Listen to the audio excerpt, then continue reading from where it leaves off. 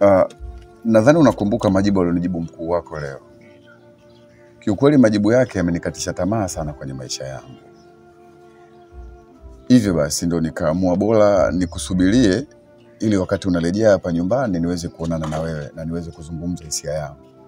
Shida yangu kubwa, naomba uzungumze na mkuu wako.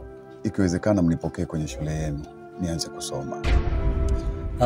Wazo lako sio baya sana, lakini nikikuangalia umri na hili jambo nalotaka shule ya msingi kama haviko sawia sana, mimi nadhani ungejaribu kutafuta maisha kwa njia nyingine, ingekuwa bora zaidi.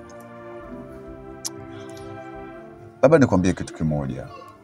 Wakati mwingine katika utafutaji wangu huko mtaani, huaga nahangaika sana kutafuta kazi. Wakati mwingine napata kazi ngumu, lakini kuna kitu kidogo tu ambacho mimi nafeli. Wakati mwingine naweka daftari kwa ajili ya kujaza, kuliandika tu jina langu siwezi, basi huaga nakosa kazi. Ndio maana maisha yangu yanakuwa magumu kuliko hata unavyofikiria. Kwa hiyo ndo sababu pekee iliyonipelekea mimi kuja kuomba kwenye shule yenu. Yeah. Hoja yako iko vizuri. Nitajaribu kuongea na mkuu.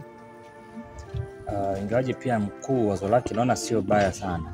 Nitajaribu kuongea naye, lakini nikukumbushe tu kwamba duniani hata ukifanya research leo na kesho, hakuna msomi zaidi ambaye amesha kufanikiwa sana kuwa tajiri. Wengi wanaishia kwa daraja la kati kama sisi.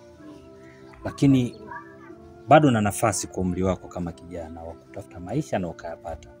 So nitakwenda kuzungumza na mkuu. Endapo atakubali itakuwa afadhali. Ila nikukumbushe kitu kimoja.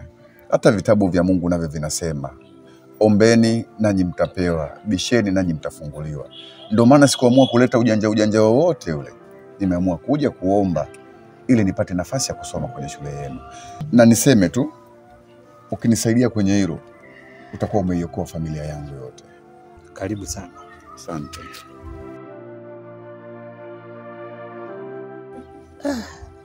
Hii nimemkwa kabisa, inarudi kwa speed.